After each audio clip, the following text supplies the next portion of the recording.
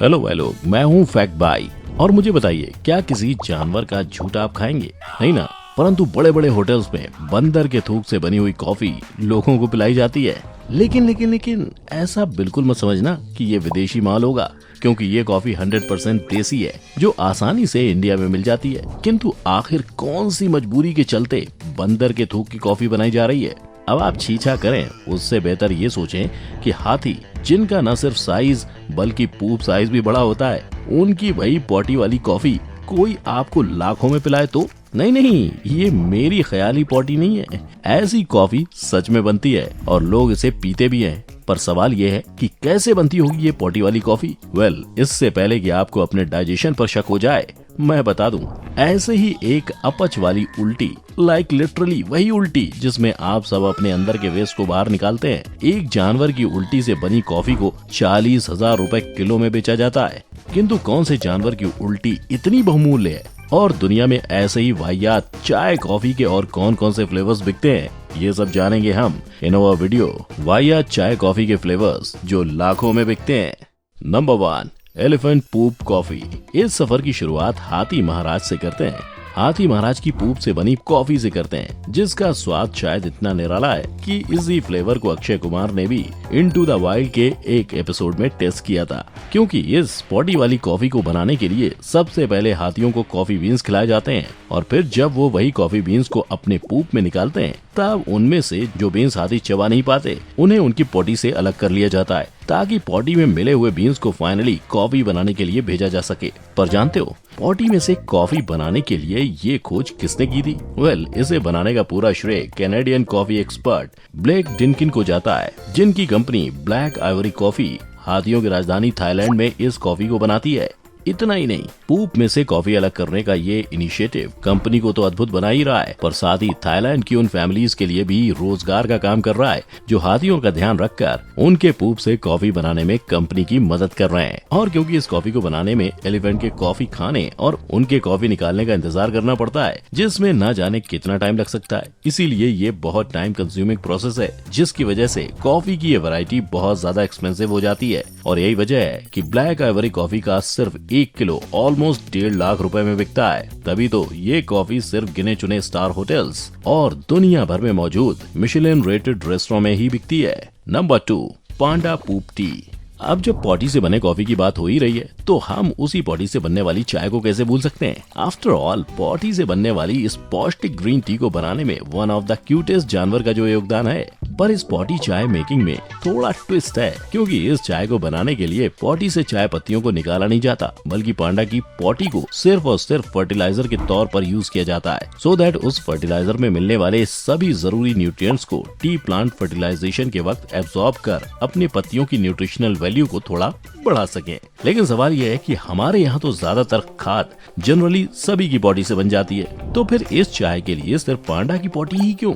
वो इसलिए क्योंकि पांडा सिर्फ बैम्बूज खाते हैं, लेकिन अच्छा डाइजेस्टिव सिस्टम नहीं होने की वजह से वो बैम्बू में मिलने वाला सिर्फ 30% न्यूट्रिएंट ही एब्जॉर्ब कर पाते हैं, जबकि बाकी का 70% उनकी पॉटी के जरिए बाहर निकल जाता है। बस फिर उनके वेस्ट में निकल जाने वाले इस न्यूट्रिएंट को बेस्ट बनाने के लिए पांडा पूप वाली चाय का आविष्कार हुआ है, जिसको बनाने का क्रेडिट जाता है चाइना की वाइल्ड लाइफ एक्सपर्ट और सिंचुआन यूनिवर्सिटी की लेक्चरर यानशी को, जिन्होंने इस विचित्र तरह की चाय को उगाने का काम एक ब्रीडिंग सेंटर में कर उसके 50 ग्राम को लगभग 2.5 लाख रुपए में बेचा था, क्योंकि ये टी पॉटी से बनने के बाद सही मायने में ग्रीन टी बनती थी।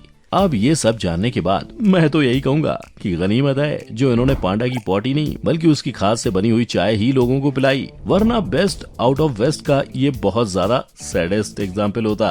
Number 3, monkey parchment coffee.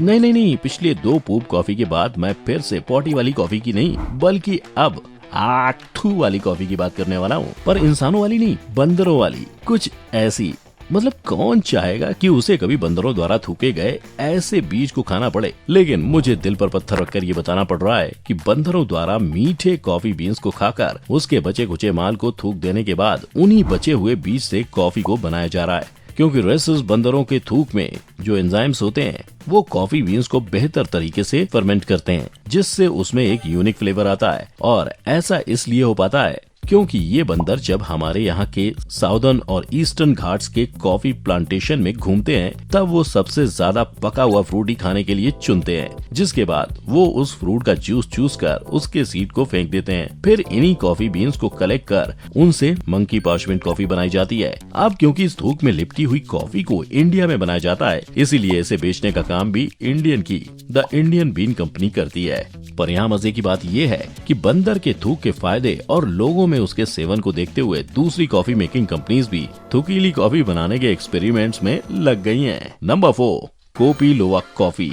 इसके नाम पर बिल्कुल मत जाना, क्योंकि इसका नाम भले फैंसी हो लेकिन टेबल पर कॉफी मग में इस नाम पर आपको पॉटी ही सर्व की जाएगी। जी हाँ, क्योंकि इस कॉफी को भी सिवेट, जो साउथ ईस्ट एशिया में मिलने वाली बिल्लियों की एक प्रजाति है, उसकी पॉटी से बनाया जाता है। और इंटरेस्टिंगली दुनिया में सिवेट के पॉटी से कॉफी आज से नहीं बल्कि 19वीं सेंचुरी से ही बनाई जा रही है, खास तौर पे इंडोनेशिया में। दरअसल वहाँ डच कॉलोनियलिस्ट ने कॉफी प्लांटेशन किया था, जिसके बीन्स वो यमन से इंपोर्ट करते थे, और इसके बाद कॉफी पीने के उसी ट्रेंड को 19वीं सेंचुरी में वहाँ के सभी फार्मर्स ने बरकरार रखने के लिए अपने प्लांटेशन में सैवेट के द्वारा उनकी पॉटी से निकाले गए कॉफी बीन्स को इकट्ठा कर उसे पीना शुरू कर दिया। और देखते ही देखते 1990s में इन्हीं कॉफी बीन्स की डिमांड इंटरनेशनल मार्केट में काफी बढ़ गई, जिसने इसके कल्टीवेशन को और भी ज्यादा तेज कर दिया, जिसकी वजह थी इसकी मेकिंग। क्योंकि इस कॉफी के कल्टीवेशन प्रोसेस में वही कॉफी बीन्स इस्तेमाल होते हैं जो सेवेट खा तो लेते हैं, लेकिन डाइजेस्ट नहीं कर पाने की वजह से वो उसे पॉटी करके बाहर निकाल देते हैं। फिर इन्हीं कॉफी चेरीज को फार्मर्स कलेक्ट कर मार्केट में इन्हें बेच देते हैं।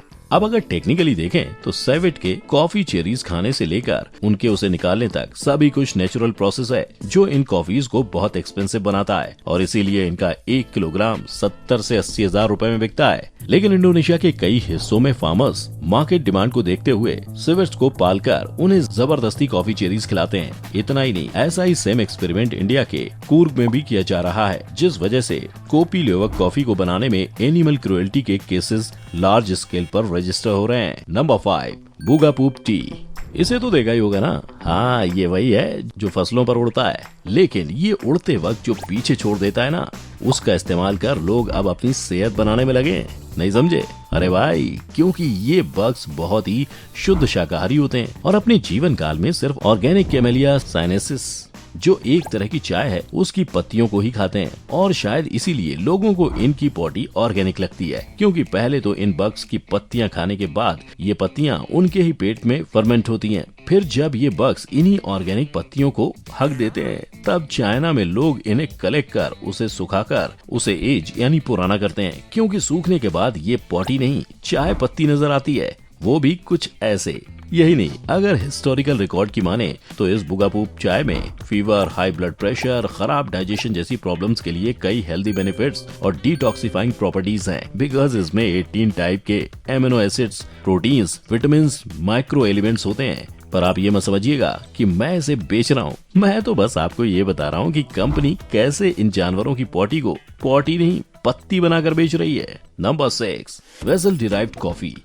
वैसे वीडियो के शुरू में जो उल्टी वाली कॉफी मैंने आपको बताई थी, अरे वही जिसके बारे में सुनकर आपको भी उल्टी आ गई थी, हाँ, अब हम उसकी बात करेंगे, क्योंकि ये उल्टी बाजार में हजारों रुपए किलो में बिक रही है। हालांकि इस उल्टी को वियतनाम में बनाने का एक खास तरीका है। इसके लिए वहाँ के लोग उनके पॉटी करने का नहीं बल्कि जानवर के उल्टी करने का वेट करते हैं, और वेसल उन्हीं जानवर का नाम है जो अनडाइजेस्टेड कॉफी बीन्स को उल्टी कर दुनिया को ये नायाब कॉफी फ्लेवर देने का काम करता है। फिर वेसल, जो एक तरह से सिवेट के ही प्रजाति का बंधु है, उसकी उसी उल्टी में से बीन्स को कलेक्ट कर उन्हें रोस्ट किया जाता है, क्योंकि जब ये वेजल्स कॉफी बीन्स को खाते हैं तब उनके पेट में मौजूद एसिड कॉफी के कड़वेपन को खत्म कर देता है, जिसके बाद ये बिल्कुल चॉकलेट जैसे टेस्ट करता है। ऐसा मैं नहीं, जिन लोगों ने इसे ट्राई किया है वो कहते हैं। तो अगर आपको भी किसी जानवर की उल्टी चखने का मन हो, वो भी बेहतर फ्लेवर्स के साथ, तो ये वेसल कॉफी आपके लिए ही है, जो फिलहाल सिर्फ यूएसए में ही अवेलेबल है। पर ये तो वो चाय कॉफी थे जिनका कल्टीवेशन ही गंद में होता है और फिर उसे महंगे महंगे दामों में बेचा जाता है। लेकिन जो चाय कॉफी नेचुरली गंद तरीके से नहीं बनाए जा सकते, उन्हें लोगों की चुल बना देती है, जैसे कि मशरूम कॉफी, जिसे बनाने के लिए मशरूम के पाउडर को कॉफी पाउडर के साथ मिक्स कर कॉफी बनाई जाती है।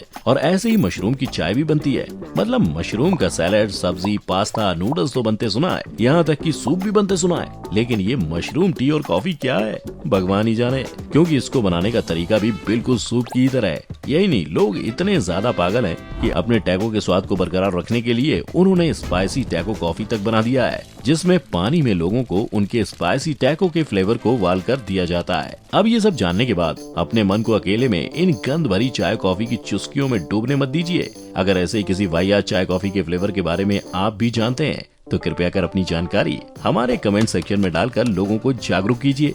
साथ ही इस वीडियो ने अगर आपके मन से बस छी की आवाज निकाली हो तो इसे लाइक शेयर कर चैनल को सब्सक्राइब करना मत भूलिएगा। फिर मिलेंगे ऐसे ही किसी और चीज की जानकारी के साथ, तब तक के लिए जय हिंद।